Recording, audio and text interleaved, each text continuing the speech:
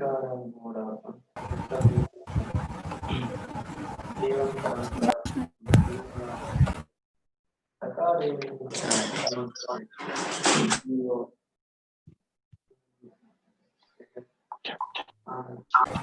Krishna. Prabhuji, now it is happening. Hare Krishna, Prabhu. Yeah, Prabhuji. It is happening now.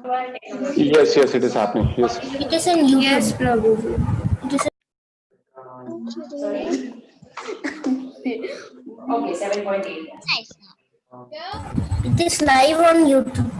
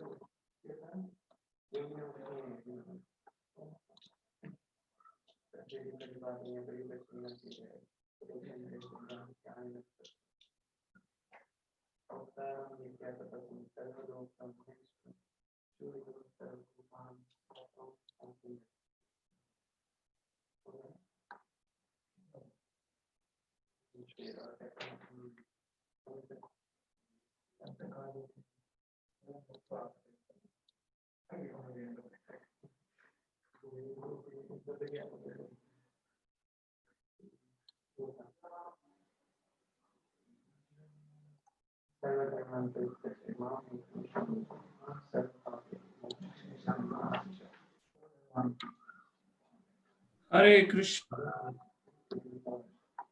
Hare Hare, Hare Rama, Rama Rama, Hare Hare. Krishna Prabhu, give me the host rights. Yes, thank you. And can you just send a message on the group so everyone knows meeting has started? Yes, Prabhuji. I will drop a message. Yes. Quickly out. Hare Krishna, thank you all. It's working online also, and connect to all of you. Just give me a quick second and we'll start it. Thank you for joining back again. Krishna, what's the link? Yes, Prabhuji. Are you sharing the link? Yes, Prabhuji. Doing that only.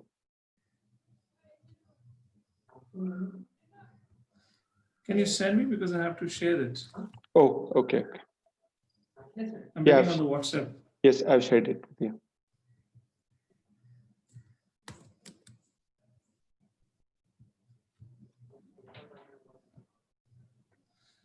Hare Krishna, Krishna Krishna, Hare Hare, Hare Rama,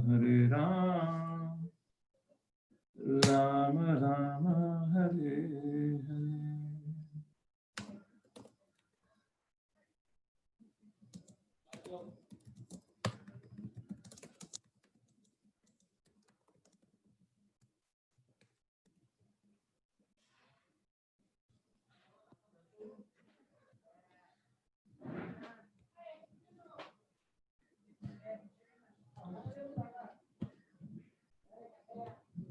Okay, so thank you all for waiting all this while. Let's start with the discussion. Let me share the screen. And sorry for the delay that we've had today. Oh, I forgot my presentation.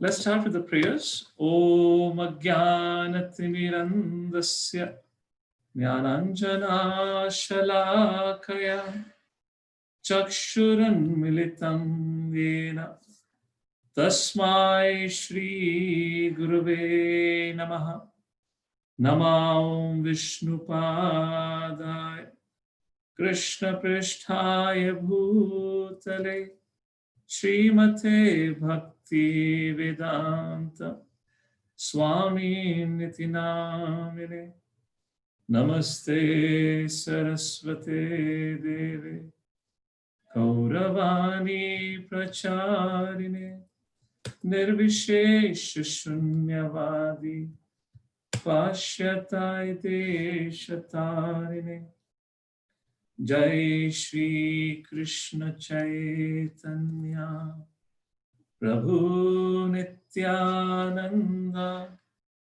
Shri Advaita Gadadhar Shrivas Adi Gaur Bhakta Vrinda Everyone together, please. Hare Krishna, Hare Krishna, Krishna Krishna, Hare Hare, Hare Ram, Hare Ram, Rama Rama, Hare Hare. Once more together. Hare Krishna, Hare Krishna, Krishna Krishna, Hare Hare, Hare Ram, Hare Ram, Rama Ram, Hare Hare. Hare Krishna, thank you all. We welcome you all for today's discussion. And of course, we got into some delay.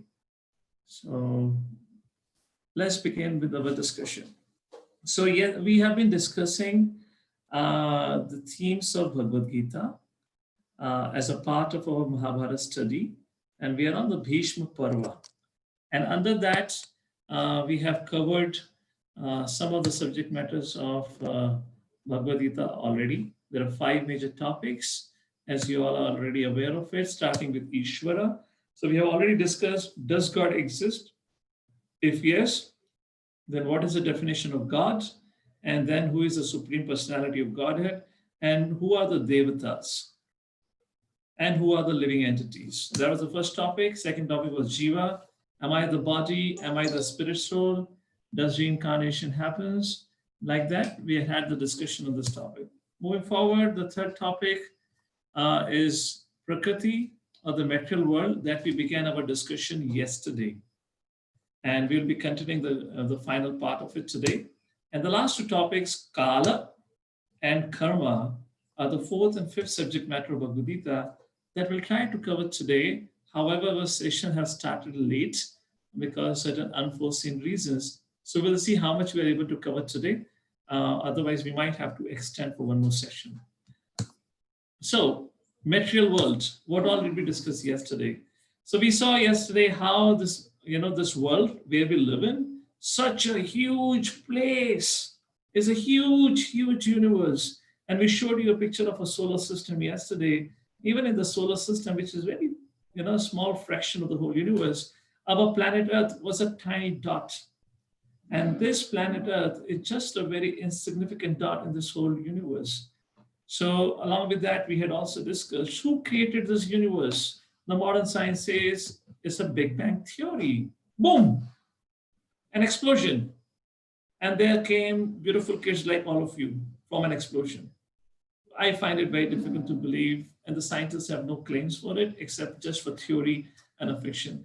However, the way the scripture says, the creation was done by the Supreme Personality of Godhead, Lord Vishnu himself.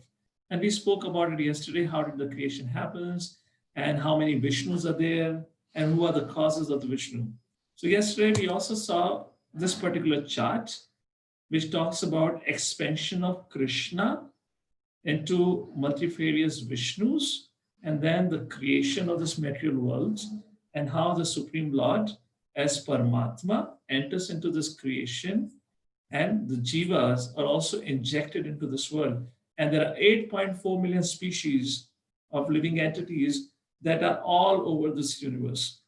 So this total creation created by the Lord comprises of 2 things: spiritual world, which is 3/4 of the creation, 75%, and the 1/4 is the material world. And this material world, Krishna says in Bhagavad Gita, is Dukhalayam and Ashashvatam. Dukha, Alayam. Alayam means a house, and Dukh means misery. It's a house of misery. Why? We had discussed about 7 kinds of miseries. Does anyone remember what kind of 7 kinds of miseries do we have here? Let's see who has the answer for it. What 7 kinds of miseries that a living entity faces in this world? Who would like to give an answer? Okay, Jagannath, your blessings are on for all of us, so we'll give you a chance today. Prabhuji, death, birth, old age. Okay, wait. Jagannath, wait. You don't have to eat the mic. Keep the mic away. Yes, now you speak. Wonderful. Birth, death, old old age, birth date, old age, and sure didn't know. Okay, thank you, Jagannath. Okay, who would like to give? Alpa Hirpara. Is that your name? Please go ahead. Giving you the chance to unmute. Prabhuji, Oh, Vrinda. Okay, yes, Prabhuji, Vrinda. there is no rename option. Oh, okay. I'll give you the option. You can rename now if there is an option. All right. Yes, And Vrinda. Prabhuji, the seven, the answer is old age, death, birth, disease. Good. You got 4 correct. What are the other 3? Okay, Vrinda will come back to you. Keep thinking. Prabhuji, Yes, yes. yesterday you told that I have to remind the question that I asked yesterday. The question about why did we came from spiritual world, right? Yes. Yeah, that's a whole session about it. We'll be speaking about that. Okay. So what are the other 3? Let's see who remembers apart from this 4, birth, death, old age, disease. What are the other 3 challenges we face here? Dheeraj, is that you? I just see your hand. I don't see you. Go ahead, Dheeraj. Unmute yourself. The 3 kleshas, Adi Daivik, Adi Bhautik, and Adi Adhyatmik. What does it mean? Adi Bhautik means caused by others. Adi Adhyatmik means caused by ourselves, means due to our mind, anxiety, and ego. And Adi Daivik means the natural calamities like earthquakes, tsunamis, and all. Okay, thank you, Dheeraj. Yes, that's the whole point. That's the reason Krishna says this is a place of misery. And we don't have any of these challenges in the spiritual world. That's the reason spiritual world is called as Vai Kuntha. Kuntha means misery. Vai means there is no misery. So like this, the material world have 4 plus 3, 4 miseries. So the question we discussed next was, why did God create such a messy place? So what was the answer? What is this material world is compared to? Who remembers? And the question is, why did God create such a messy place? So why? What is this material world is compared to? Who has not given an answer so far or would like to give an answer? Okay, Adi Lakshman. Yes, go ahead, Adi Lakshman. It is said as a jail compared to the jail, but it is so comfortable but not so hard. Okay, it's So compared. It's okay. Good. It's compared. Got it, Adi Lakshman. So Adi Lakshman is saying it's compared to prison house. Yes, but why did God create it? Oh, are you able to see the slides? Wait a second. Let me just share it again. Question is, why did God created this place? That's the question here. Yes, this place is compared to a prison house, correct? The material world is compared to a prison house.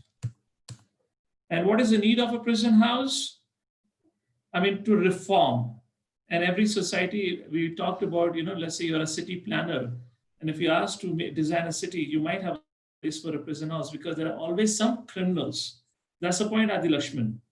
Why did this messy place was needed? Because there are always some criminal-minded people.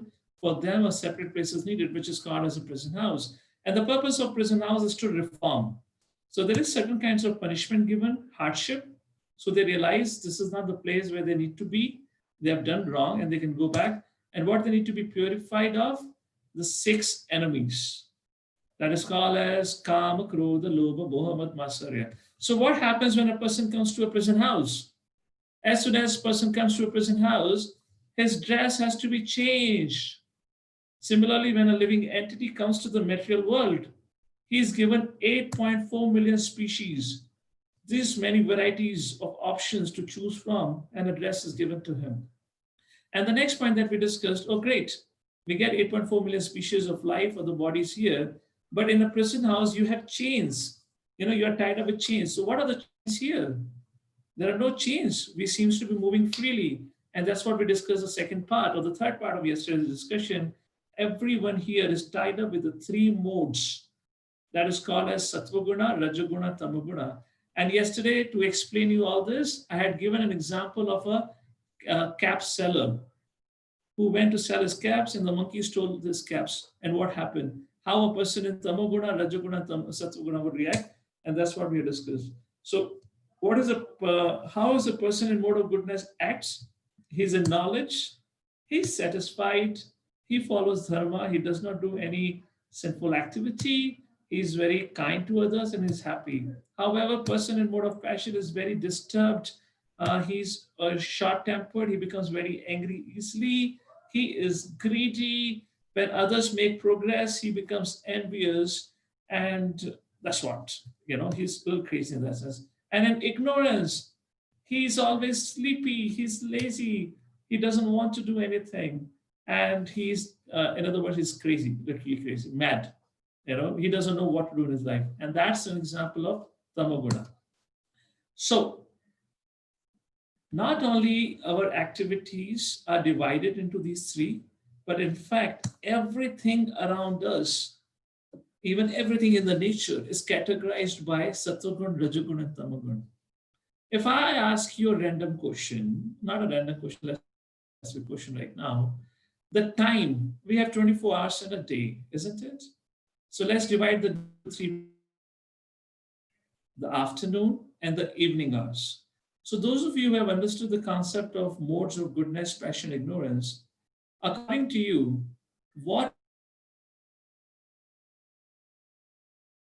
us and what mode of consciousness is most prominent in afternoon and in the night? Let's take a response here. What mode is Sattva-guna most prominent in the morning, or is it Rajoguna, or is it Tamoguna? Which mode is most prominent in afternoon, and which mode is prominent in night, evening time? Let's go with the option for morning. Mishti, I see your hand up. Oh, Gausundar. I guess I gave you the right. Is that Gausundar who wants to give? Dhruva, yes, go ahead. I see you. Only for morning. Sattva-gun. Okay, so Dhruva says yes, Sattva-gun. Why Sattva-gun, Dhruva? Prabhuji, because in the morning when we wake up, we are fresh and we bathe and brush, which is the sign of purifying ourselves. Okay, fantastic. And other thing is, in the morning hours, when you study, you can study more, you can remember easily, your mind is more fresh and active. That's an idea, that's an indication. Morning hours are more of goodness hours. Okay, Dhruva, will come back to you. Let's go for afternoon. So, afternoon, who would like to say what mode is most prominent in the afternoon? Yes, Mishti. In the afternoon it is Rajagun, because you're like in the day and you have a lot of things to do. So and you're running around? Yeah. You have to do a lot of things. So just the whole thing. The time influences, correct, Mishti.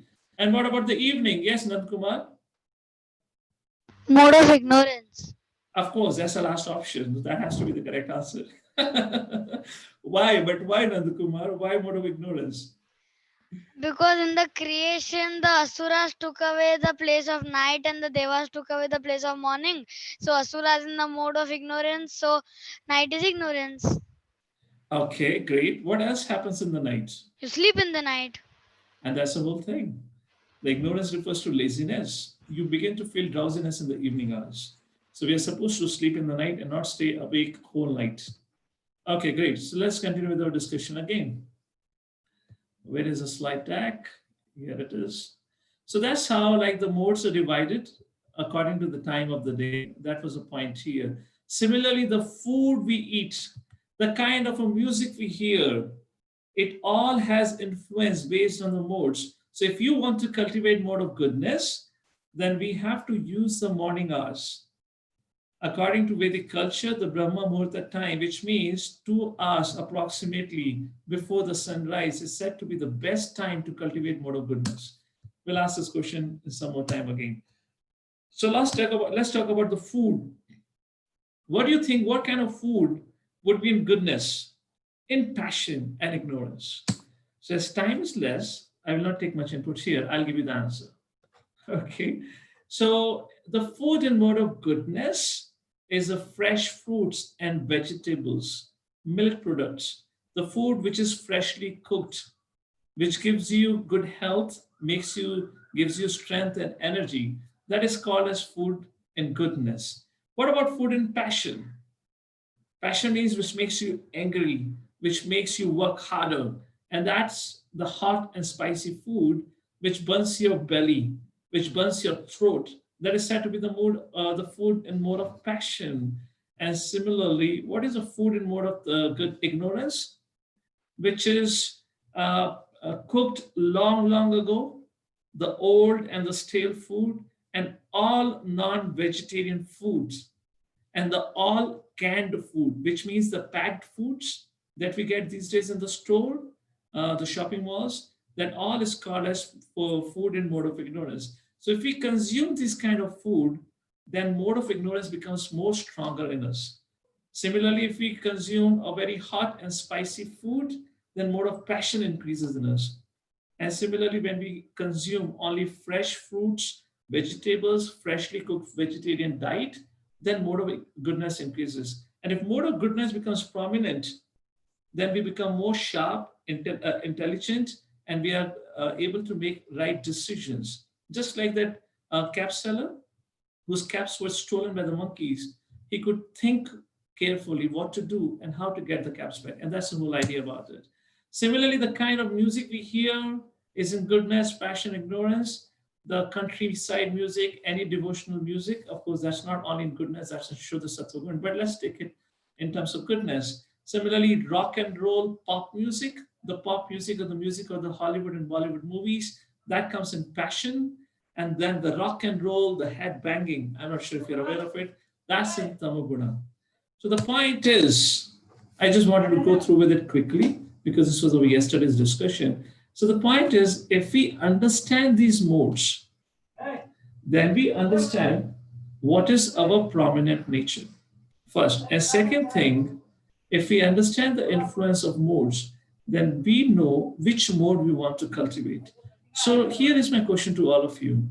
Among the mode of goodness, passion, and ignorance, according to you, in which mode would you like to work? Or which mode would you like most? You can reply in the chat box. Let's type in your answer in the chat box. I believe chat box is enabled. Yes, I have enabled the chat now. You can type in the chat box. You know, if we are asked, would you like to be in goodness, passion, ignorance? Which mode of consciousness seems most beneficial for you? But an obvious answer, as many of you have typed in, that's goodness. And that's the whole point about it. So if you want to cultivate mode of goodness, we need to understand what kind of food I should eat, what kind of music I should hear, and what is the best time of the day, so that I can cultivate mode of goodness. In conclusion, when a living entity comes in this world, in the material world, as soon as he comes from the spiritual world to the material world, he immediately gets chained by these three modes of Sattva Guna, Rajaguna, and Tamaguna. And he's given a body from the 8.4 million species. And according to the kinds of activities a living entity performs, he further gets entangled by these chains. If somebody performs activities or actions in mode of passion, then he gets more trapped by mode of passion.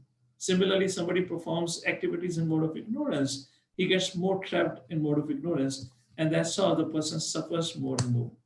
So how do you become free from the chains? Ultimately, mode of goodness is also a chain.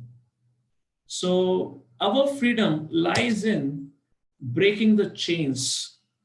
So how do we break the chains? So that we are free. We are free from the influences of the modes of goodness, the passion and ignorance, and we become a free living entity, our true nature. And how do we do so? A very simple ABCD formula of spiritual life. Please, if you have a pen and paper, make a note of it. A very simple formula, if we follow this, which is called as the ABCD formula of spiritual life, then very easily and soon we can break the shackles of these chains. What is this ABCD formula? Let's begin with A. The A stands for Association of Saintly People. It's very important that along with your school education, you're also attending maybe some weekly gatherings or some programs along with the devotees of Lord Shri Krishna or with ISKCON devotees, where you are studying scriptures, where you are hearing about scriptures, and in that saintly association, we cultivate mode of goodness, and eventually we become free even from the mode of goodness. That's association. So make sure, of course, right now the lockdown is going on, so you are able to interact. But when the lockdown opens, when your school opens, and in case you don't have such kind of online forums available, at least try to visit temple on a weekly basis along with your parents. Second, that's A for association of saintly people. B, reading wisdom literatures. All of us should make it as a practice and a habit for us. Is that okay? Can you all do that? 10 minutes a day, read maybe Mahabharata, maybe Ramayana, maybe Bhagavad Gita. How many of you think can do that? Raise your hands. Just 10 minutes. Maybe read Bhagavad Gita, maybe Ramayana, maybe Mahabharata to start with. Great, all of you. So when we meet next time, please tell me, what did you read? Okay, so if we do so, then we cultivate mode of goodness, and eventually we rise above the mode of goodness also. That's B. Let's go for C. C refers to chanting. Chanting, that is mantra meditation. And I believe some of you, most of you are doing. Can you all please use the chat box to write how many rounds are you chanting every day? I've enabled the chat box. And this is the Hare Krishna Maha Mantra that is said to be the prescribed mantra for Kali Yuga. Hare Nam, Hare Nam, Hare Nam eva kevalam, kalo naste eva eva gate anyatha. Hare Krishna, Krishna Krishna, Hare Hare, Hare Ram, Ram Rama, Hare Hare. So kindly take a few seconds and write down how many times, how many japa, how many number of rounds do you chant every day? So that at least I have some idea how many of you are chanting every day. In case if you're not chanting any number of rounds, please write down big 0. So I know that you have to start. So that's it, that's C. And the last, D, stands for diet. If possible, the best would be to have Krishna Prasadam. If not, then at least have vegetarian diet. And that's also difficult, then at least try to understand what's the importance of vegetarian diet and why we should not eat non-vegetarian food. And we should talk to our parents, or else arrange the interaction of your parents with one of the teachers from this group so that they can talk to them and help them understand what is the advantage of giving up non-vegetarian diet. By the way, how many of you from this group, I see almost 50, 60 of you attending this session right now, how many of you get to eat Krishna Prasadam, which means your parents offer the food to Lord Shri Krishna, and then you get to eat Krishna Prasadam? Can you just please type in the chat box so we get to see what's going on? You can say, yes, I eat Krishna Prasadam. Or maybe me, okay, me, all right. I'm getting to see some of those things. Okay, great. Thank you, most of you, very nice, Hare Krishna. So, in essence, this is what is all about material worlds, which means P for punishment, P for purification, and that's the formula, 2P, 2C. C, we get costumes, and the other C, chains. And this is what the whole material world is all about. If tomorrow anyone asks you in your school, what is this world is all about? So tell him this formula, 2P, 2C. Okay? He would say, "Arey, what happened? Who told you all this 2P, 2C formula?" He'd be confused. But then give him the reasoning behind it. I'll give you the presentation. You can go and give him the whole session about the material world in your science class. So with that, we conclude our subject matter on the material world.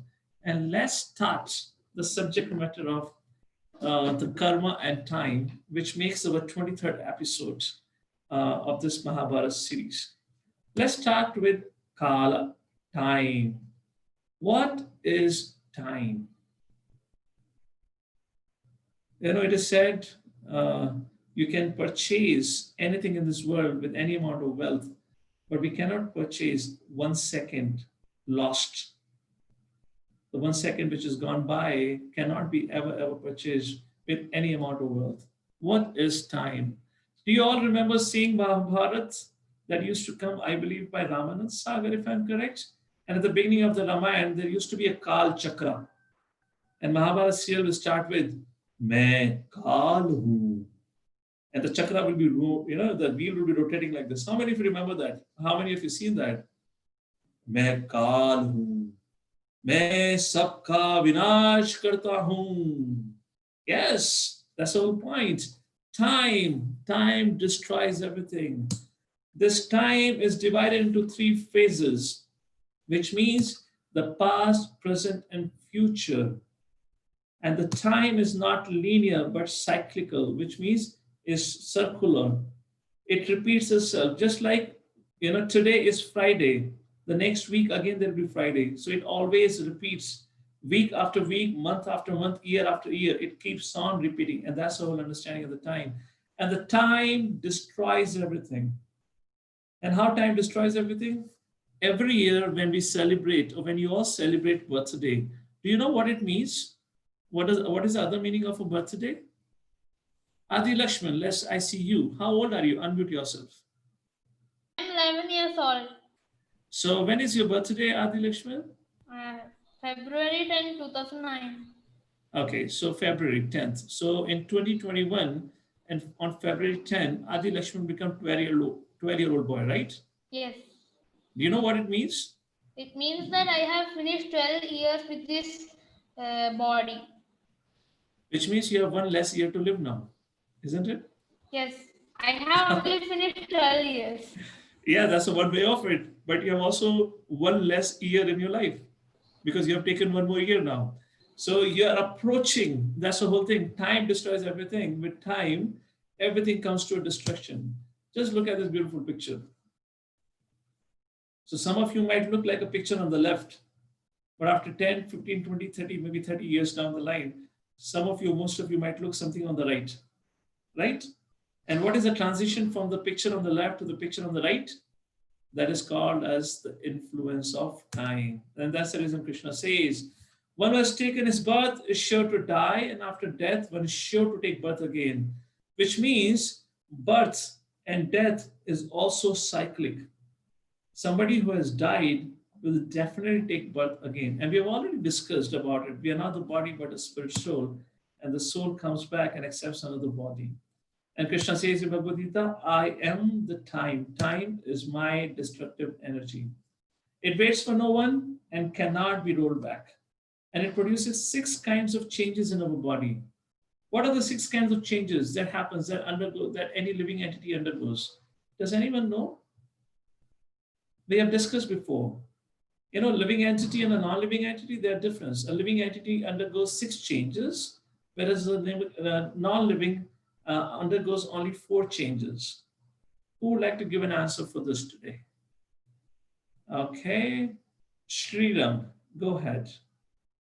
Pankaj Singh, is that your hands up? Okay. Yes, Sriram, go ahead.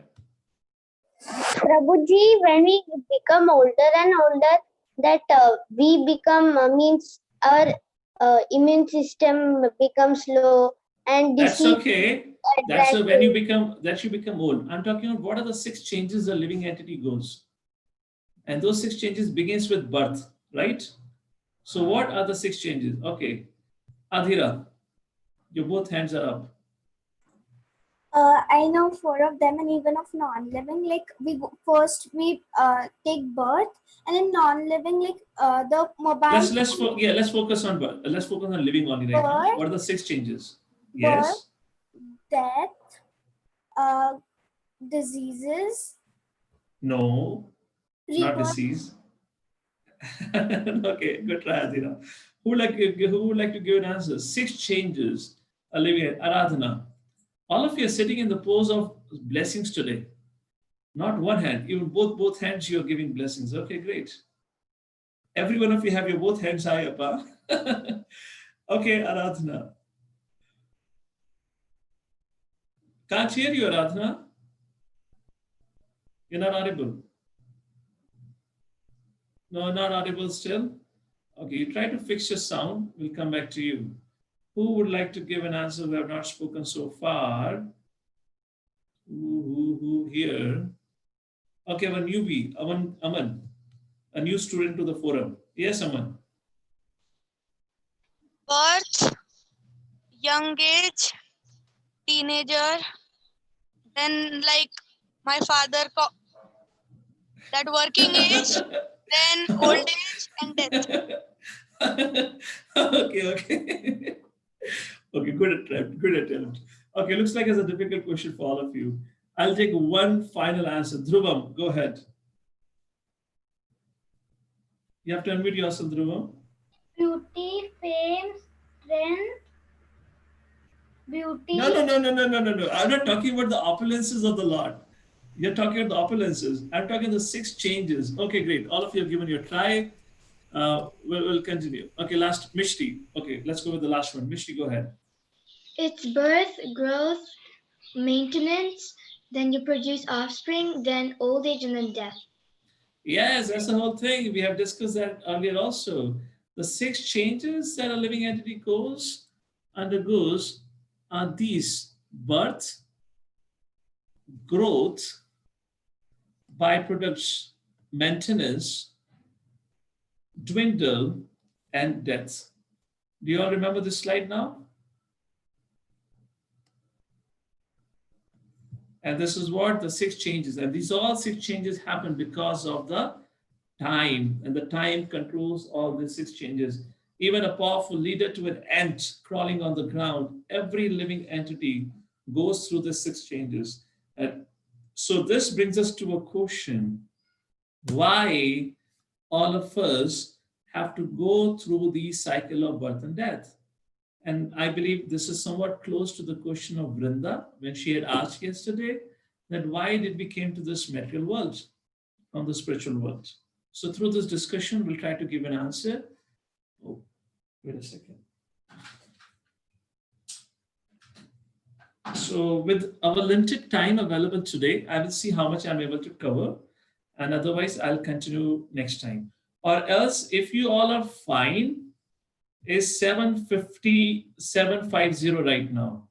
Can I continue up to 8:20? Is that okay? So we finish the session today?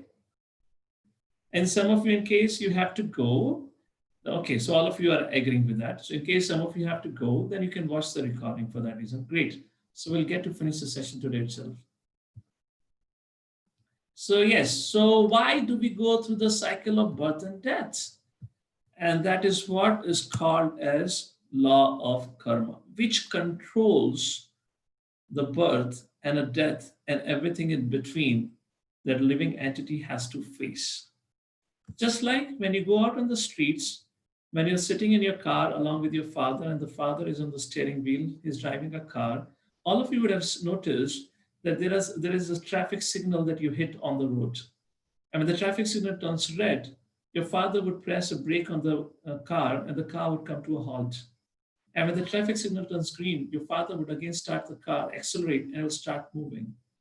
What it means, there are certain laws which are governing our movements. Similarly, there are laws, just like a law of a state, a law of a country, which decides how we travel, what is the signal laws and so forth. Similarly, for this world, there are laws which governs the activities. And one of the prominent law that we're going to talk here is law of karma. What law of karma means? As you sow, so shall you reap. In other words, if let's say one of you gets angry and you happen to slap somebody, what do you think what's going to happen next? If you get angry on somebody, let's say one of your friend, and you slap that person or slap that friend of yours, what do you think is going to happen? You might get, 2 slaps in return, one with a compound interest. Quite possible, isn't it? And that's the whole point. As you sow, so shall you reap. In other words, whatever actions we perform in this world, for every action of us, we are held accountable, and there is a reaction. And I will try to make the subject as simple as possible at my side to help you understand this. Please open your eyes. Of course, your eyes are open. What I meant to say is try to understand why there are so much differences in the society. Let me start with this question. How many of you had chosen your parents? Please raise your hands. That you had decided that I will take birth to such and such mother and father. Yes or no? If you think yes, I had chosen my parents, raise your hands high up. If not, keep your hands down. Now, how many of you had chosen the body that you have? The male body or the female body, isn't it? None of us had chosen, right? That's what it is. No, that's the whole point. None of us. Similarly, some are born into a rich family, some are born into a poor family, some are born healthy, some are born beautiful. There are so much differences and varieties in the world around us. Why? Who is responsible for it? Because of what? Let's take a look at this world around for a second. Let's start with this. Some are born to rich parents. Some are born to poor parents. Some are born very strong. They are hale and healthy from their childhood. Some, unfortunately, are born very weak. Yes, all these kind of things exist. Some are born to be beautiful, and some are not born to be that beautiful. Some have a lot to eat, whereas others, they don't get even one time of meal or one meal a day. Some get the best of the education, and some do not have even the basic needs. Some are very fair-skinned, some are dark-skinned. Some stay in mansion, while others stay in small huts. Why? Why so many varieties? Why people are born into different situations? And the fact is, none of us had a right to choose the birth, to choose the parents, to choose the family, to choose the nation, to choose the gender. Does it mean it is God responsible for this? Is it Krishna responsible for our situation? It is Krishna who is responsible for the situation of a child born to a beggar. Is it God responsible? Well, God has two roles. You know, many times when things go wrong in our life, we generally blame God for that. My dear Lord, it's you who didn't do that. It's because of you I failed and so forth. So let's try to understand the subject matter a little bit. Lord has two roles. So God plays two roles, one of a loving father. What does it mean? Where Krishna comes down to this world, just like he came down at the time of Pandavas, and he personally helped Arjuna, and he personally instructed him and guided him. And like that, he left Bhagavad Gita for all of us to follow the instructions. Similarly, God also has the role of a judge. What does a judge do in a court? A criminal case is brought to a judge, and the judge looks at the evidences. If evidences says or proves that such and such criminal have actually indeed done a crime, then the judge, according to the laws of the nation, have to give punishment. Do you all agree? Yes? For example, all of your kids, all of your students going to a school, let's say one of the students in your class does some mischievous activity. Let's say one of the students in your class is a little naughty. By the way, do you have any naughty students in your class? Yes or no? Oh, by the way, are you that naughty one? Okay, some of you say yes, some of you say no. Okay. So imagine when that naughty person has been caught by a class teacher, and the class teacher asks, anyone knows if this student did a mistake? And in case if one of you raises your hand, yes, I saw this student doing the mistake. He was the one who was making the noise. Teacher, so what do you think teacher is going to do with that naughty student? Give him a tight slap? No? Yes? Or send him outside the class for punishment? Right? So why? The teacher gave a punishment to the student because that student made a mistake. So teacher is not that teacher is biased or she is more favorable to you and unfavorable to that person. No, that's not the case. It's just because according to the laws of the school, if a student is found doing some mischievous activity, then the teacher has a right to punish that student, which means in that case, the student can be sent out of the class and stand out for the rest of the session. Similarly, God acts in a role of a judge, which means same judge may award a punishment to one and the same judge may give a compensation to other. Why is the judge awarding different judgments? Well, the judge is not awarding different judgments. The point, it depends on the activity performed by that person. Does it mean judge is partial? Because to one person he gives a punishment, and to one of the best students from your class, the same teacher rewards the prize in the annual function, and the same teacher on another incident may punish another student for the mischievous act. No, the teacher is not partial. The judge is not partial when sitting in a court making a decision. Similarly, the Lord. This is the homework verse for all of you for today. Samuham sarva bhuteshu namidveshasti na priya ye bhajanti tumam bhaktya maiteteshu chapeham. Krishna says, I do not envy anyone, nor am I partial to anyone. I am equal to all living entities. And that's the reason God is compared to a judge where he awards judgments based on the activities of the individuals and the laws of the land. Just like in your school, if a child does any naughty activities, if he does any mischievous act, in one of your schools, the student can be asked to go out and stand outside the classroom. Whereas in another student's school, the teacher may call the parents directly and she may complain to the parent, right? Different schools may have different laws, and that's the whole point about it. That's how the laws of the land or the laws of the Lord functions, and according to which the punishment or judgment is awarded. So that's another role. So God has two roles, one of a loving father and second of a judge. But what does it mean? Let's define karma.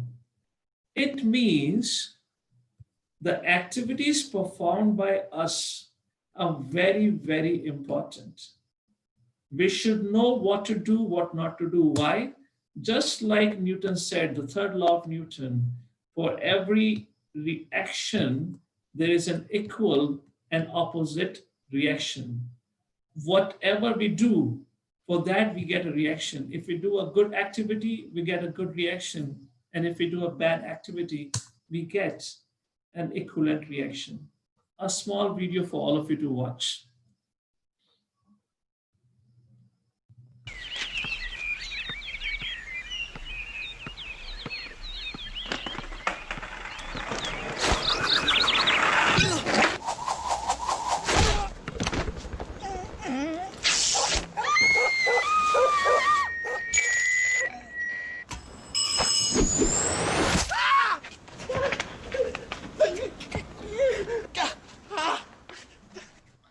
Okay, great. Anyone would like to tell me what did they saw? What did they learn from with the small video? What was the message? Could you understand it? Who would like to give me an answer? Okay, let's go with Adi Lakshman. Every action there will be an equal reaction. So what did that man do? Because of which he was, you know, he was shot by an arrow in his arm. Yes. What did he do? Why did he deserve such a punishment? He throw his bottle to someone, and he hurt, and then by seeing it, the dog started barking, and Yes. So the point is because that person threw a bottle which hit an innocent citizen, right? Yes, that's why he was hit. He caused harm to another living entity. Yes. Yes. And as a reaction of that action, which was a wrong action on part of that man, he was punished by an arrow shot in his arm. Is that making point? And that's the whole idea. That was more was? than his action, because Oh, he well, had that's- thrown yeah. only a bottle. Yeah, well, that's a different question. The amount of a punishment, that's a different thing. But the point here is some more hard punishment. Yeah, so the point here is, as you should, well, that's not a real scenario, that's just a trailer. But the point of karma here is, as you sow, so shall you reap, is the idea about it. And that brings us very quickly to the last part of our discussion, actually, where we're going to answer those 5 questions on karma. But before we get into the subject matter of karma more in details, let's try to understand, why did God created this law of karma? What was the need of it? I mean, was it needed? For example, let's say you go on the street, there is a traffic signal. You might wonder why there's a traffic signal. Unnecessarily, we have to stop on the signal. Wouldn't it be so nice if there's no traffic signal? What's the problem? Isn't it? Imagine you can drive the car without traffic signal. You don't have to stop. So quickly you will reach your house or you'll reach your school. Do you see any advantage having no traffic signal? Or do you think it's important to have a traffic signal? Important. Yes, no, what's the answer? Okay, Nand Kumar. Nanda, you have to unmute. You are so excited, looks like your screen got switched off. Okay, once more, try to unmute yourself. Prabhuji, if you don't keep the traffic signals, then cars will crash the same way. If you don't do karma, then people will start killing others and start eating meat and doing all those wrong things. Yeah, so law means the traffic signal, the law of traffic, or the traffic signal means it is for our own good, as Nand Kumar rightly said. Otherwise, there would be a lot of car accidents. Similarly, if there is no law of karma, then the criminals would go unpunished and they will do all kinds of criminal activities. They will kill the animals and all of that. Yes, and they will go unpunished. And that's the whole idea about it. Why the law is needed? Because there are always people who want to do wrong activities and they will go unpunished. So God created that for that reason. Okay, that's fine enough. So that the good people are not bothered or disturbed. Let's go with the very first question. What are the different kinds of karma? Who knows the answer here? Anyone? There are 3 kinds of karma. Would anyone like to try? Aradhana, let's see if we can hear you this time or not. Hare Krishna, Prabhuji. Audible. Aradhana, go ahead. Prabhuji, that good karma and bad karma. Yes, but what are the 3 kinds? What is the third one? Anirudh, go ahead. Unmute yourself, Anirudh. Try again. Yes, go ahead. Karma, akarma, and vikarma. What is karma, Anirudh? Oh. Okay, all right.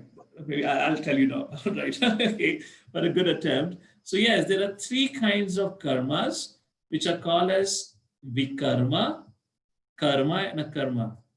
Please watch this slide. You'll remember it for the rest of your life. What are these 3 kinds? Because this particular slide, you've seen it quite often. You see this traffic signal? So the red signal means no, don't do it. And that is called as vikarma. Please remember it, okay? The yellow signal means maybe, maybe not. That is karma. And the green signal is yes, go ahead. And that is akarma.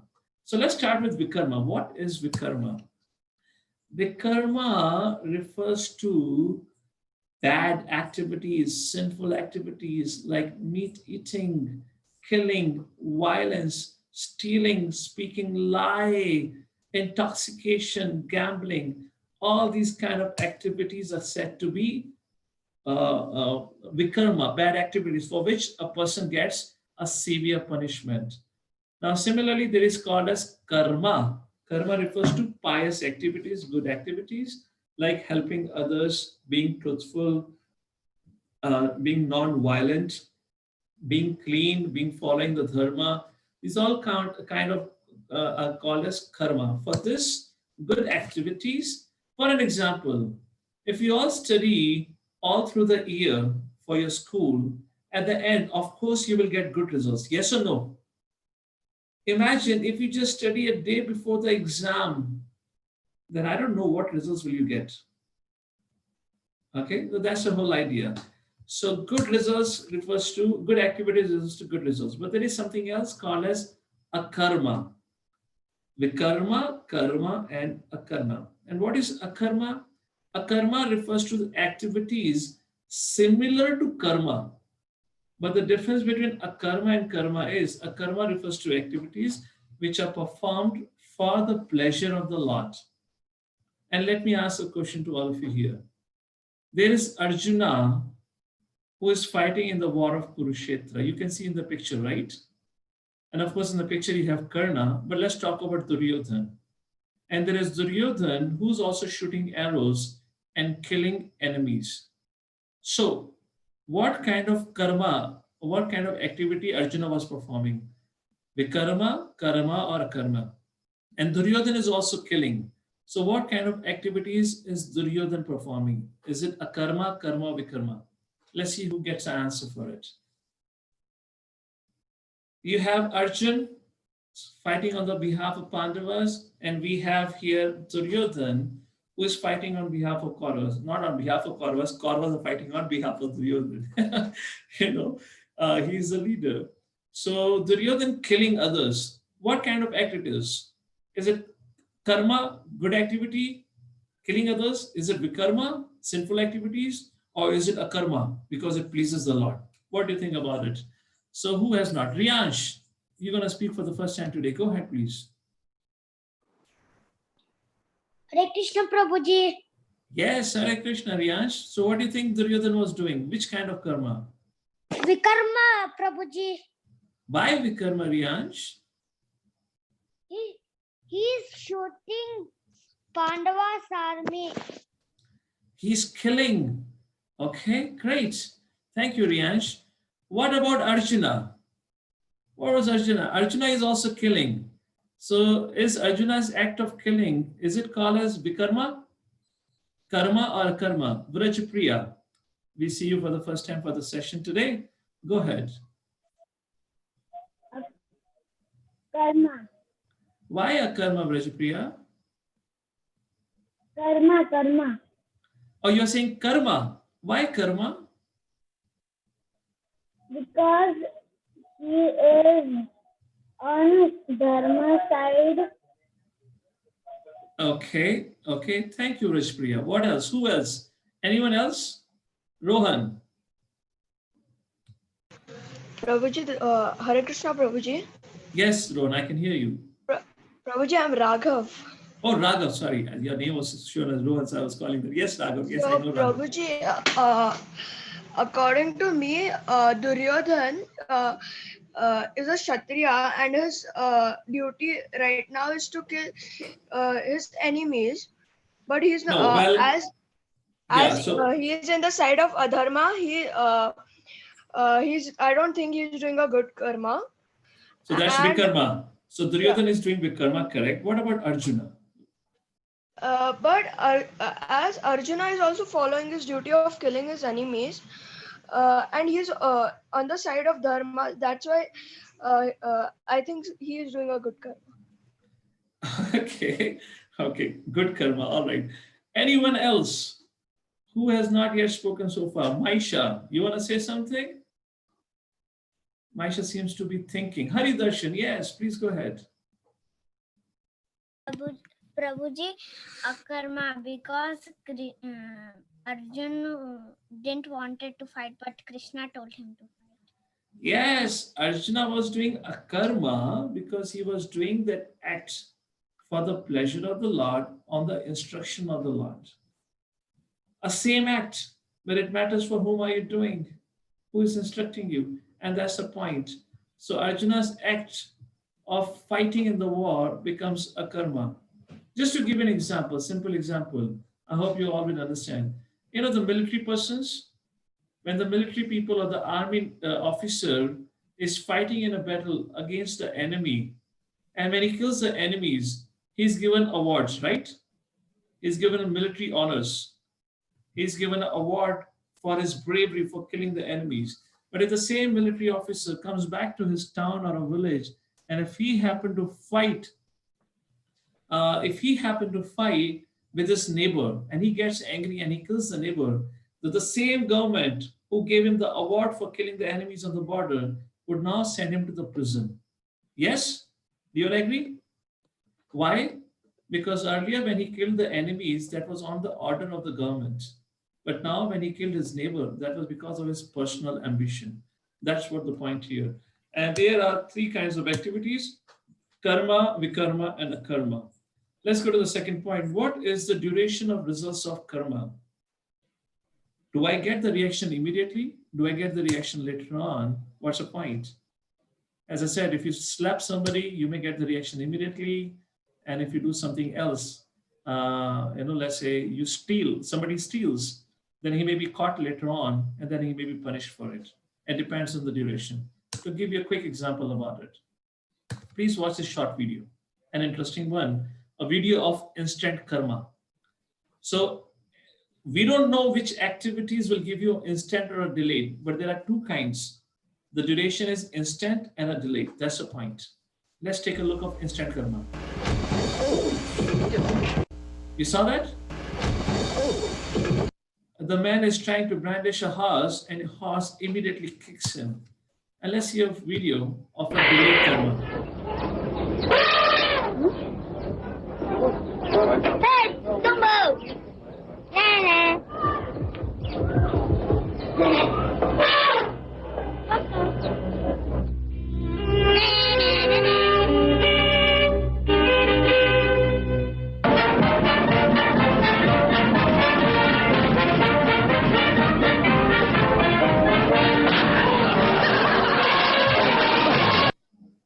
Did you got this video? Did you understand the message? The small boy, he teased the baby elephant. He wanted to give him a lollipop, but he didn't give him the lollipop. And the baby elephant grew up on a big elephant, and the small boy grew up to become a big man. And that big man was standing in a parade, and that same elephant came in front of him and smashed him for the insult the baby or the boy had given to the baby elephant. So that's a quick example for that of instant karma and the delayed karma. Let's come to the third FAQ, the question of this. If I don't know the laws of karma, will still the karma function? Would I still get the reaction for it? You're getting the point? Oh, I don't know. That if I jump the traffic signal, the police can catch me and give me a ticket. Or I didn't knew if I go late to my school, I would be punished by my teacher. So the point is, all this thing, Hare Krishna. In this case, the excuse does not work. For example, let me ask all of you. If any one of you have to put your hand in fire, what do you think is going to happen? Is your hand going to burn? Yes or no? If you say yes, raise your both hands high up. Yes, right? If you put your hand in a fire, fire going to burn you. You cannot tell the fire, fire, I did not knew. If I put my hand into it, it will burn. So why did you burn me? So we cannot make that excuse. Similarly, if I know or not about my actions, I will get a reaction for it. To give an example, when I was of an 11th standard, once I was traveling in a local bus, and it was the first time I was traveling. And I didn't knew that when you travel in a bus, you have to take a ticket, because it was my first time and I was by myself. And the next station, the ticket collector came and he asked me, where is your ticket? I said, ticket? What is ticket? He said, oh, what is ticket? You don't know what is ticket? I said, no, uncle, this is my first time traveling in a bus. I don't know. He said, no, what do you mean by you don't know? You will be punished. And this is around 20, 25 years ago. And he gave me 100 rupees fine. And I said, please, please forgive me. He said, no, I cannot forgive you. I am punishing you this time so that next time onward, you will always remember to purchase a ticket. And very interesting. Even today, I remember, and I don't think so I'm ever going to forget that whenever I climb a bus or get into a train, always purchase a ticket. And that's the point.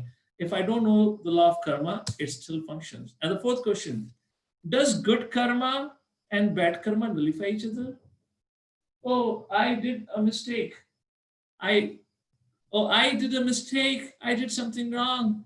Can I do a good activity and cancel my bad karma with a good karma? No, that doesn't happen.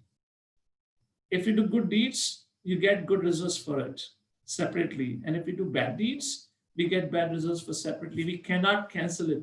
7 minus 4 could be 3 in mathematics. But according to the law of karma, 7 is separate and minus 4, which means the negative thing, is separate, and we get separate reaction. And to the last slide, with which will complete our themes of Bhagavad Gita. Why do people suffer? Why sometimes people fall sick? Sometimes students study very hard, yet they don't get the best of the result. Why? I did so much hard work, but I didn't get the first rank this time. How many of you have taken part in the painting competition? Raise your hands, please. Did all of you win the first prize? No. Why not? Somebody gets it, somebody doesn't get it. What's the reason about it? And that's what the law of karma is. How it functions is very difficult to explain. But the point is, activities, whatever has been performed, either in this life or in the past life, would always give the results. And that result may happen either in this life or in the next life. And a simple example is, that's going to be a little complicated for all of you, so let's skip it, but that's the point. Whatever happiness we get in this life is because of past activities. Similarly, whatever suffering somebody faces is also because of law of karma. And this is the summary of the subject, which you can read it later on for yourself. And here we come to the last point. What should I do now? What do you think all of you should do? Should you try to practice karma or akarma? If you think karma, raise your hand with one finger, or raise your one hand. And if you think akarma, raise both your hands high up. What do you think is the best thing? Should I do karma, good activities, or should I do akarma, which means the activities which are pleasing to the Lord and which gives me the best of the results? Yes or no? That's the whole point. Of course, I'm not considering the vikarma here, the bad habits or bad activities like stealing and lying. And here is a small video for all of you to conclude our session. Why it is so important to do good activities.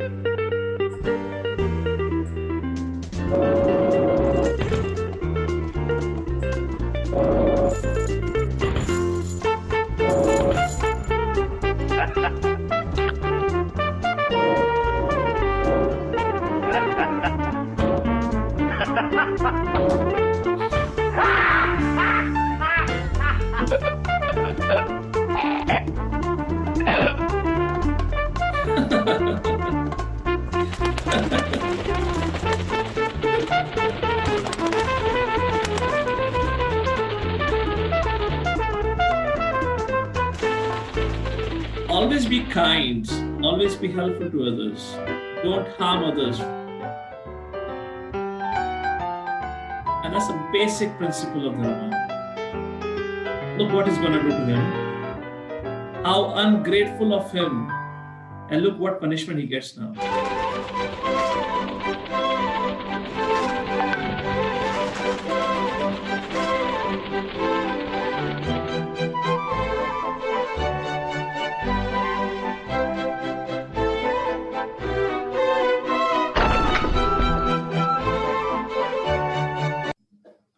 And the message is very clear, a small and short video that tells us at least a clear difference between karma and vikarma. And akarma refers to activities which we do with which we please the Lord. And it begins with, as I said, start with the ABCD of spiritual practice and spiritual life. And with this here, we come to the conclusion of our subject on material world, Kala, and Karma, the last three subject matters of Bhagavad Gita. So Bhagavad Gita have 5 subject matters, and with this slide and with this point of time, we complete it, and we come to a conclusion. What are the 4 fundamental truths of life? And that is the essence of Bhagavad Gita. So I want you to repeat after me loudly. There are 4 eternal truths, okay? So all of you are going to say that out loud. So your parents and everyone around you can hear that. I am not everything. Hare Krishna, speak up. I am not everything. God exists. That's the truth number 1. Truth number 2 that Bhagavad Gita teaches us. This body is not all in all. Soul exists. Okay, the truth number 3 that Bhagavad Gita teaches us. This life is not all in all. Reincarnation exists. And the 4th and the final truth. This world is not all in all. Spiritual world exists. Thank you. Srila Prabhupada ki jai. And with that, we come to the conclusion of our themes of Bhagavad Gita. And we will meet again on next Wednesday, where we'll start with now the 18 days of war of Kurukshetra. And on the Wednesday, when we meet, we'll begin with the day 1 up to day 10. The first 10 days of the war, what all happened. And in that session, we'll discuss the departure or the defeat of Bhishma on the hands of Arjuna. So thank you so much for all of you for attending the session. With that, I conclude here for today. And all of you would get the link for the 4th quiz of Mahabharat by tomorrow on your WhatsApp group. So do attend it. And also you will be getting your results soon. Any 1 or 2 questions? Vishwakiran Prabhu, yesterday we couldn't take a question from YouTube. There was somebody had asked, is there any question on the YouTube right now? Yes, Prabhuji, we have one question. Yes, can you read out the name of the student and the question? Yes, Prabhuji, Bomu Swati is asking, explain in detail about Garbhodaksha Vishnu, Karmadaksha Vishnu, Shirodaksha Vishnu. Oh, okay, that's going to take a time. He's asking about Mahavishnu, Garbhodaksha Vishnu, and Shiradaksha Vishnu. Yes, I'll give one line right now, in case if that student or that person is listening to this. Mahavishnu is one from whom all the creation manifests. And from Mahavishnu expands Garbhodaksha Vishnu, and from Garbhodaksha Vishnu's navel comes Brahma, comes the lotus, and on top of the lotus Brahma appears. And this Garbhodaksha Vishnu, or from this Brahma, is a part of each individual universe which is created from the body of Mahavishnu.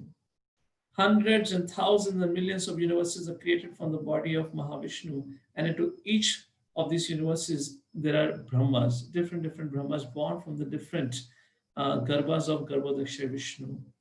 And after this Garbhodaksha Vishnu's navel comes the Brahma, the Garbhodaksha Vishnu expands into Shirodaksha Vishnu. This Shirodaksha Vishnu enters every universe, and it enters the heart of every living entity as Paramatma. And these are the 3 Vishnus, and a little differences in the activities and role. So that's what I could say at this point of time on these 3 Vishnus. All right, Vishwakiran Prabhu? Yes, Prabhuji. Okay, so let's take maybe 3-4 questions here, although it's too late. So Hare Krishna, the session is over. So if you wish to leave, you may leave. I'll just attend to a few questions, maybe 3-4 questions from some of the students. Vrinda, your question, right? Why did we came? Why did we came from spiritual world? No, Prabhuji, I have another question. But is your question answered? Why did we came from spiritual? Because I did not answer it explicitly. No, Prabhuji, I didn't understand it properly. Yeah, I did not answer it. So let me just say it now. So at least from the law of karma discretion, you at least understood that whatever activities we perform, we get reaction for it. In other words, we are responsible for our actions, right? And that's the first point of it.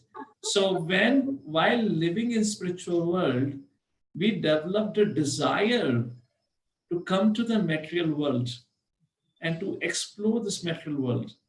And when we became envious of the Supreme Lord, then we were given a facility to come to this material world and try to compete with the spiritual world, compete with the Lord.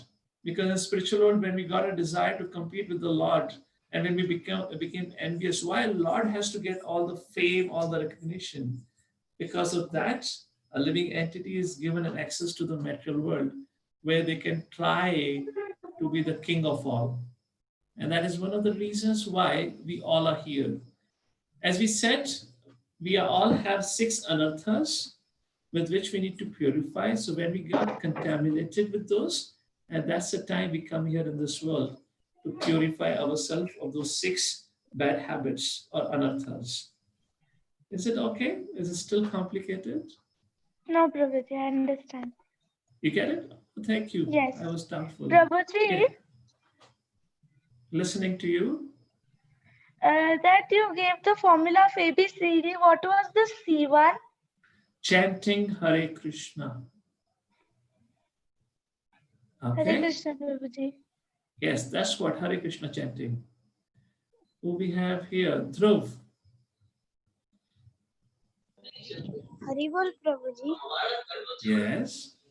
Prabhuji, I had a question that how to conquer the 6 anarthas. Okay. So as we said, I just wanted to say that I had asked the question that why did we come to the material world? I had also asked. So Dhruva, is your question answered now? The second question? Yes, Prabhuji. I was going to ask this question only now. Take care. So let's go to your first question quickly. Let me just mute all of you once again. Dhruva, I'll give you the chance to unmute yourself. There's a lot of background noise here. Dhruva, you can unmute yourself. So the first question, how to get rid of the 6 anarthas, so the bad habits that we have. As I said, please take to the practice of this ABCD. The more sincerely we take to this practice of ABCD, foremost of chanting regularly every day, our founder Acharya, Srila Prabhupada gave us 16 rounds of Hare Krishna Mantra.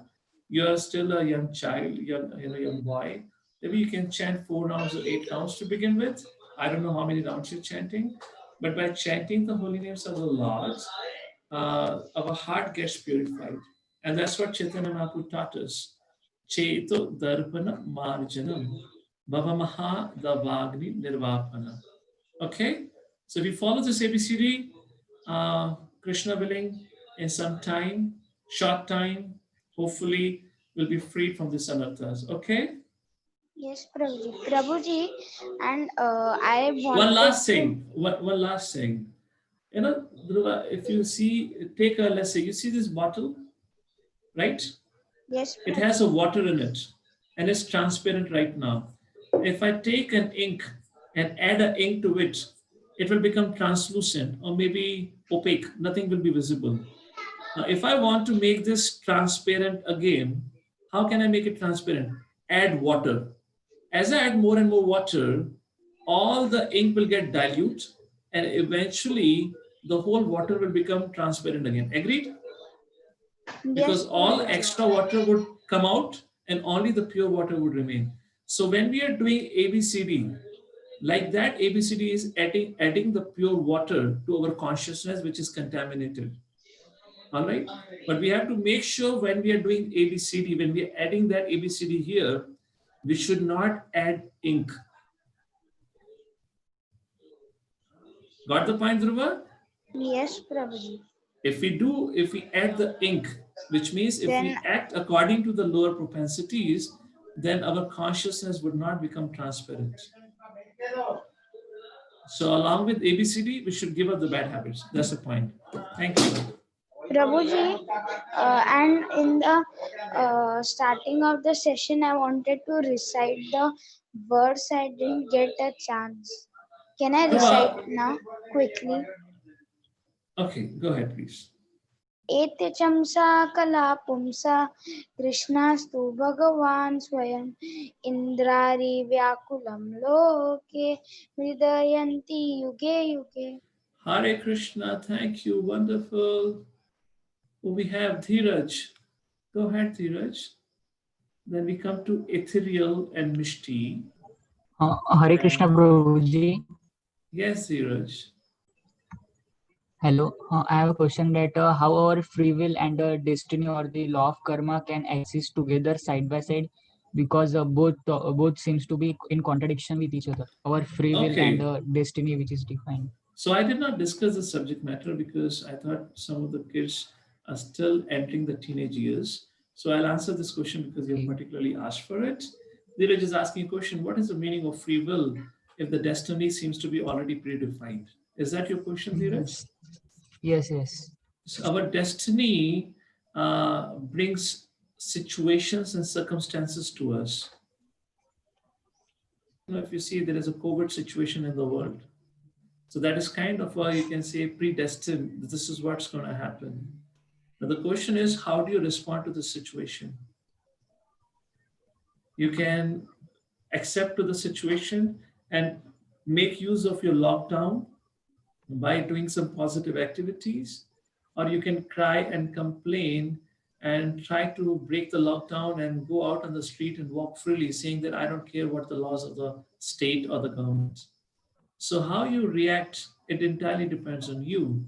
That free will you will have.